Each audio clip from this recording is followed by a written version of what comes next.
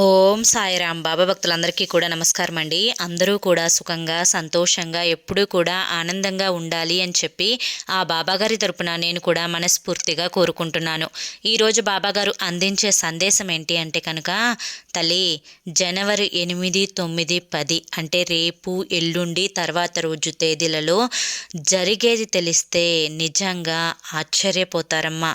అదృష్టం పట్టబోతోంది, డబ్బు రాబోతోంది, వినకపోతే నిజంగా నీ కర్మేనమ్మా ఇది అని చెప్పి ఏదో తెలియని సందేశాన్ని ఈరోజు బాబాగారు మనకి అందించాలి అనుకుంటున్నారండి. మరి ఆ సందేశం ఏంటో మీరు పూర్తిగా తెలుసుకోవాలి అనుకుంటే కనుక ఈ వీడియోని మీరు చివరి వరకు చూడండి, ఎక్కడా కూడా స్కిప్ చేయొద్దు. ఇక దానికంటే ముందు ఎవరికైతే బాబాగారి మీద పూర్తి నమ్మకం విశ్వాసం ఉంటాయో వారందరూ కూడా ఈ వీడియోకి ఒక చిన్న లైక్ ఇవ్వండి. కింద కామెంట్ సెక్షన్లో ఓం సాయిరామ్ అని చెప్పి టైప్ చేయండి. ఇక చాలామంది కూడా గురువుగారి గురించి అడుగుతున్నారండి. అక్క, ఎన్నో రకాల సమస్యలతో మేము సతమతం అయిపోతున్నాము, మీకు తెలిసిన గురువుగారు ఎవరన్నా ఉంటే చెప్పండి అక్క అని చెప్పి అడుగుతున్నారు. ఈ గురువుగారు మనకు తెలిసిన గురువుగారేనండి. శ్రీ షిరిడి సాయిబాబా ఆశీస్సులతో జ్యోతిష్యం చెప్పబడును. గురూజీ శివరామరాజు గారు. Phone number 9959422552. మీరు ఇప్పటి వరకు ఎన్నో చోట్ల జ్యోతిష్యం చెప్పించుకొని మీరు ఆశించిన మార్పులు మీ జీవితాలలో జరగలేదని చెప్పి బాధపడి ఉంటారు. ఈ గురువుగారి దగ్గర అస్సలు అలా జరగదండి. మీ సమస్యలు ఏవైతే ఉన్నాయో వాటిని గురువుగారికి వివరించి చెప్పినట్లయితే వాటికి తగిన పూజలు చేసి మీకు రోజులలోనే గురువుగారు పరిష్కారాన్ని చూపిస్తారు. గురువుగారు చెప్పింది చెప్పినట్లు 100కు 1000% జరుగుతుందండి. నమ్మకంతో కాంటాక్ట్ అవ్వండి. మీరు కూడా మీకున్న సమస్యల నుంచి బయటపడి ఆనందంగా జీవితంలో ముందడుగు వేయండి. ఇక ఆలస్యం చేయకుండా బాబాగారి యొక్క సందేశం ఏంటో తెలుసుకుందాం. తల్లి, జనవరి 8, 9, 10 తేదీలలో నిజంగా జరగబోయేది ఇదేనమ్మా. డబ్బు రాబోతోంది. ఇది నువ్వు ఈ అదృష్టాన్ని దక్కించుకోలేదు అంటే కనుక నిజంగా నువ్వు బాధపడతావు తల్లి. బిడ్డ, ఎందుకు ఇలా చెప్తున్నాను, రేపు ఎల్లుండి తర్వాత రోజు ఏం జరుగుతుంది, డబ్బు ఏ విధంగా రాబోతుంది, ఇదంతా కూడా నువ్వు తెలుసుకోవాలి అనుకుంటే ఇప్పుడు నేను చెప్పే ఈ చిన్న కథను జాగ్రత్తగా విను, అప్పుడే నీకు పూర్తిగా అర్థమవుతుంది అని చెప్పి ఈరోజు బాబాగారు మనకు ఒక చిన్న కథను చెప్పబోతున్నారండి. కథను ఎవ్వరూ కూడా స్కిప్ చేయకుండా చివరి వరకు చూడండి, అప్పుడే మీకు పూర్తిగా అర్థమవుతుంది. ఒక ఊర్లో ఒక అతను ఉన్నాడు. అతనికి పెళ్ళి కూడా అవుతుంది. భార్య, 2 బిడ్డలు కూడా ఉంటారనమాట. అయితే అతను ఒక వ్యాపారి దగ్గర పనిచేస్తాడు. అంటే అతను చాలా పేదవాడు. ఆ ఊరిలో కల్లా ధనవంతుడు ఒకడు ఉంటారు. ఆ ధనవంతుడికి 15 ఆవులుంటాయి, 15 గేదెలుంటాయి. ఇతను అతని దగ్గర పాలేరుగా పనిచేస్తాడు. అంటే ఆ గేదెలను ఆవులను పొలం తోలుకొని వెళ్ళి అక్కడ గడ్డి మేపించుకొని తీసుకొని ఇంటికి తోలుకు రావడం, తోలుకొచ్చిన ఆ గేదెల్ని శుభ్రంగా కడిగి వాటికి మేత వేసి పాలు పితకడం, ఇటువంటివన్నీ కూడా చేసి పెడుతూ ఉంటారనమాట. దానికి కాను ఆ యొక్క ఓనర్ అంటే ఆ పాలేరు పనిచేసే ఆ ఇంటి యొక్క గేదెల యజమాని అతనికి నెలకి ఇంత కాడికి డబ్బులు ఇస్తారనమాట. అయితే ఇలా చేసుకుంటూ వచ్చిన రూపాయిని పెట్టి కుటుంబాన్ని జాగ్రత్తగా చూసుకుంటూ వస్తాడు ఆ పాలేరు. అయితే ఒకరోజు తన యజమాని అతని దగ్గరికి వచ్చి, అతని పేరు రాము అనమాట. రాము, ఇక నేను ఈ గేదెలని ఆవులని అమ్మివేయబోతున్నాను. ఈ గేదెలను ఆవులను అమ్మివేసి నేను పట్నం వెళ్ళి స్థిరపడాలి అని చెప్పి అనుకుంటున్నాను. కనుక నువ్వు ఇక నా దగ్గరికి రేపటి నుంచి పనికి రావాల్సిన అవసరం లేదు. పోయిన నెలలో నీకు నేను జీతం ఇవ్వలేదు కదా, పోయిన నెలలో డబ్బులు ఇవిగో ఈ నెలలో డబ్బులు. ఇన్ని నాళ్ళు నా దగ్గర ఎంతో విశ్వాసంగా పనిచేసినందుకు కొంత డబ్బును కూడా నీకు ఎక్స్ట్రాగా ఇస్తున్నాను. వీటన్నింటినీ తీసుకొని ఇక రేపటి నుంచి పని మానేసే అని చెప్పి చెప్తారనమాట.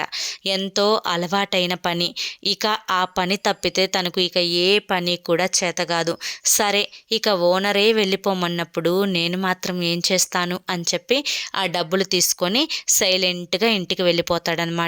వాళ్ళ భార్యకు డబ్బంటే పిచ్చి, పైగా ఆవిడకు కొంచెం మతిమరుపు కూడా ఉందన్నమాట. ఇక డబ్బు వచ్చి పడంగానే ఇంటికి ఆ డబ్బుని చూసుకొని తన దగ్గర డబ్బుని తీసుకొని చాలా సంతోషపడిపోతుందన్నమాట. అయితే ఇక ఆ ఉన్న డబ్బును పెట్టే కొద్ది నెలలు సంతోషంగా తెచ్చుకోవడం తినడం ఇలా చేస్తూ ఉంటారనమాట.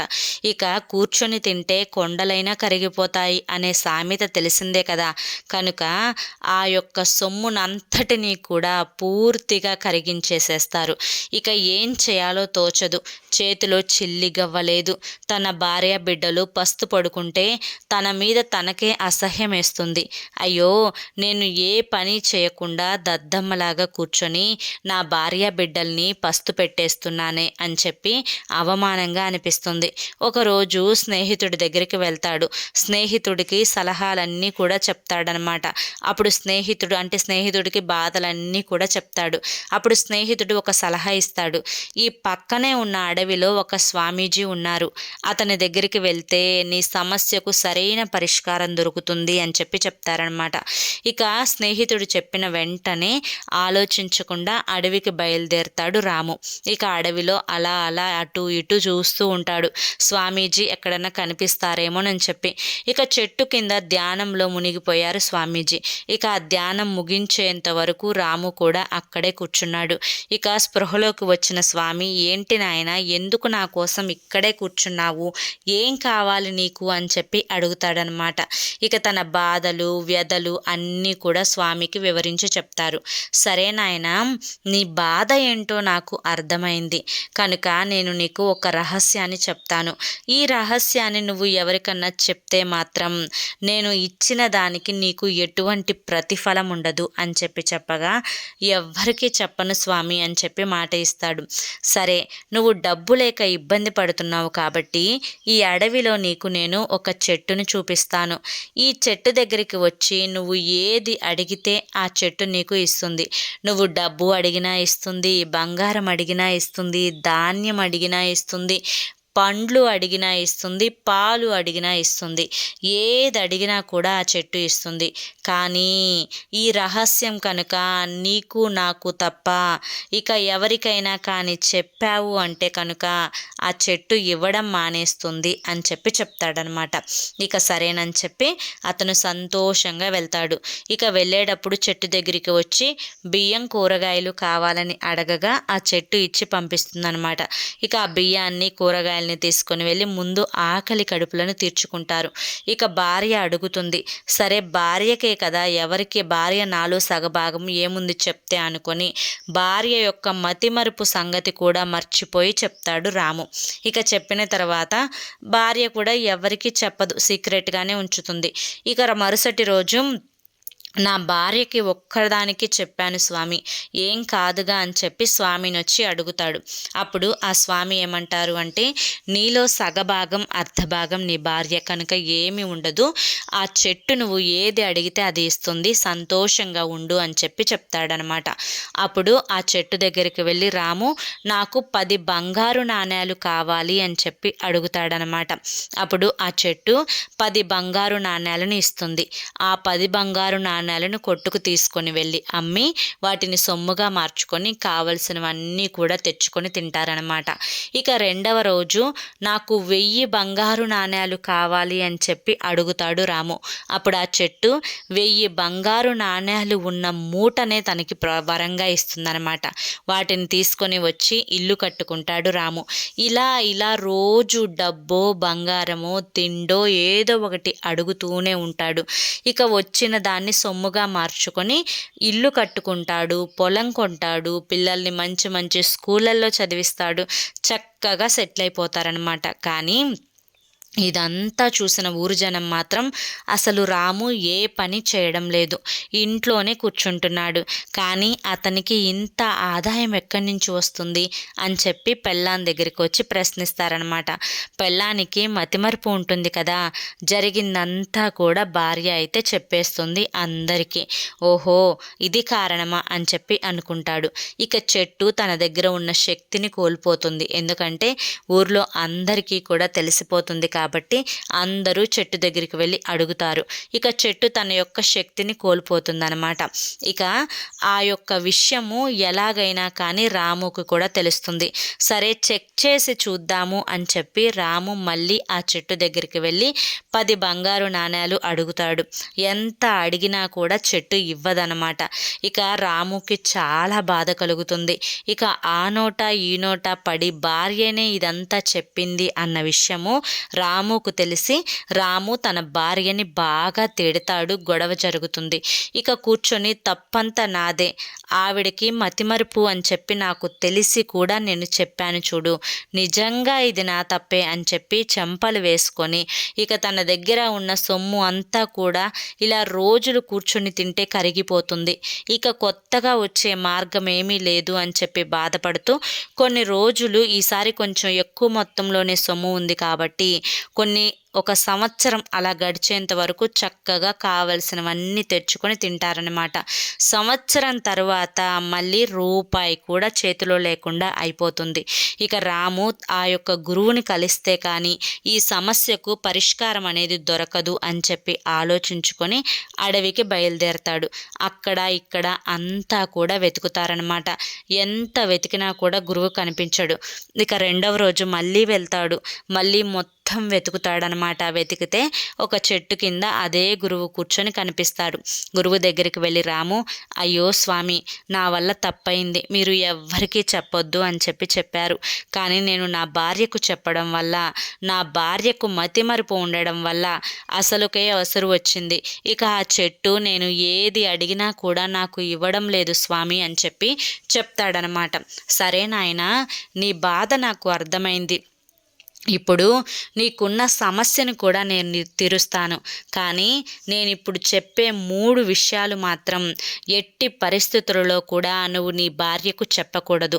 అందులో మొదటిది, నీ ఆదాయానికి అంటే నీ ఆదాయ మూలం, నీ యొక్క ఆదాయం ఎంత వస్తుందో, అసలు ఏం పని చేస్తుంటే నీకు ఆదాయం వస్తుందో, రోజుకు నువ్వు ఎంత సంపాదిస్తావో, నెలకి నువ్వు ఎంత సంపాదిస్తావో ఏది కూడా నీ భార్యకు నువ్వు చెప్పాల్సిన అవసరం లేదు.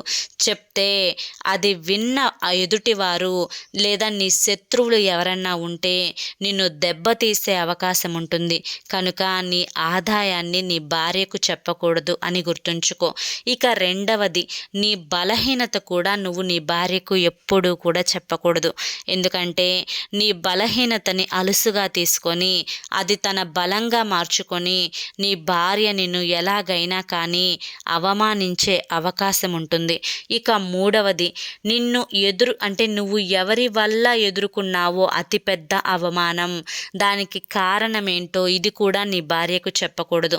ఎందుకంటే ఇలా అవమానించారు వారు, ఈ మాట ఈ కారణం చేత అవమానించారు వాళ్ళు అని చెప్పి నువ్వు చెప్తే కనుక అదే కారణంగా చూపి అందుకే నిన్ను ఆ రోజు వారు అవమానించారు అని చెప్పి రేపు మీరు మాట అనుకున్నప్పుడు మీకు ఇదే ఒక పెద్ద గొడవగా మారే అవకాశం ఉంటుంది.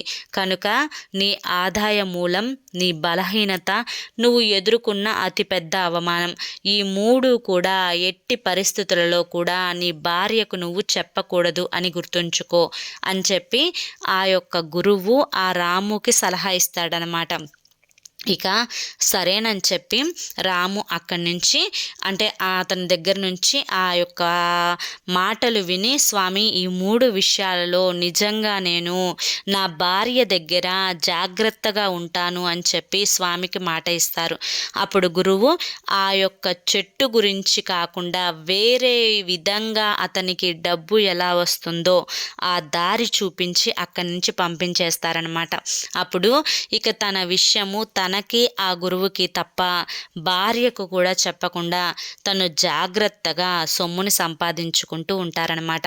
అయితే ఈ కథ ద్వారా మీరు కూడా అంటే చూస్తున్న నువ్వు కూడా తల్లి, నీ భార్యకు ఏవైతే చెప్పకూడదో ఈ 3 విషయాలు ఎట్టి పరిస్థితుల్లో కూడా నాయనా నువ్వు చెప్పకుండా ఉండడం అలవాటు చేసుకో. అదేవిధంగా భార్య దగ్గర భర్త ఈ 3 విషయాలు చెప్పకూడదు, భర్త దగ్గర భార్య కూడా ఈ 3 విషయాలు చెప్పకూడదు అని చెప్పి గుర్తుంచుకోవాలి.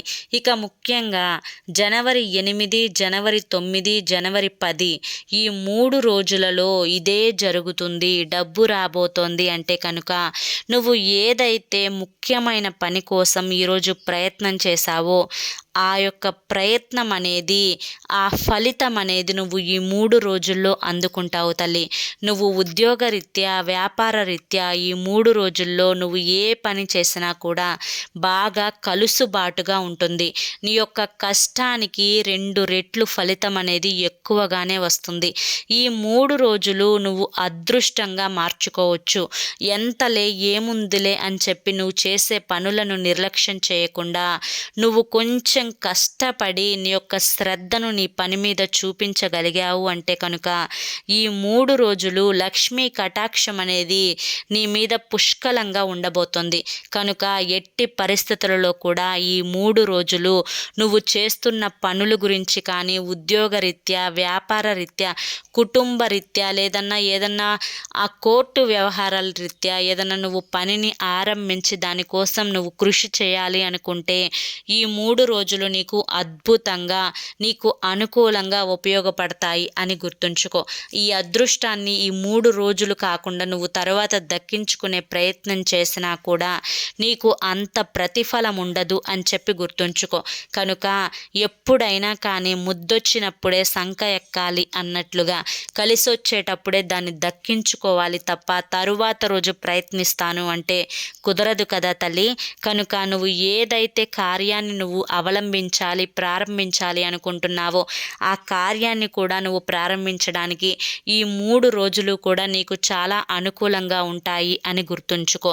నీకు ఎక్కడి నుంచి అయితే డబ్బు రావాలి అని ఎదురు చూస్తున్నావో దానికోసం నువ్వు ఒక చిన్న ప్రయత్నం చేసిన ఈ 3 రోజుల్లో ఆ డబ్బు అనేది నీ దగ్గరకు తప్పకుండా వస్తుంది అని గుర్తుంచుకో అని చెప్పి ఈరోజు బాబాగారు మనకి చాలా చక్కటి సందేశాన్ని అందించారండి. మరి ఈ సందేశంలో ఎంతో గొప్ప ఆంతర్యం ఉంది కదా, అర్థం ఉంది కదా. ఈ సందేశం మీ అందరికీ కూడా నచ్చింది, అర్థమైంది అనుకుంటున్నాను. నచ్చింది అనిపిస్తే ఈ వీడియోకి ఒక చిన్న లైక్ ఇవ్వండి. కింద కామెంట్ సెక్షన్లో ఓం సాయిరామ్ అని చెప్పి టైప్ చేయండి. మొదటిసారి సాయి పిలుపు ఛానల్లోకి వచ్చినట్లయితే కింద బ్లాక్ కలర్లో సబ్స్క్రైబ్ అనే బటన్ ఉంటుంది. దాన్ని ప్రెస్ చేసి పక్కనే ఆల్ సింబల్ ఉన్న బెల్ని యాక్టివ్ చేసుకుంటే ప్రతిరోజు బాబాగారి సందేశాలు మీకు నోటిఫికేషన్ రూపంలో వస్తాయి. మరి రేపు మరొక మంచి సందేశంతో తప్పకుండా కలుసుకుందాం. అంతవరకు కూడా బాబా ఆశీస్సులు మీపై ఉండాలి అని చెప్పి మనస్ఫూర్తిగా కోరుకుంటూ సర్వేజన సుఖినో భవంతు. ఓం సాయిరామ్.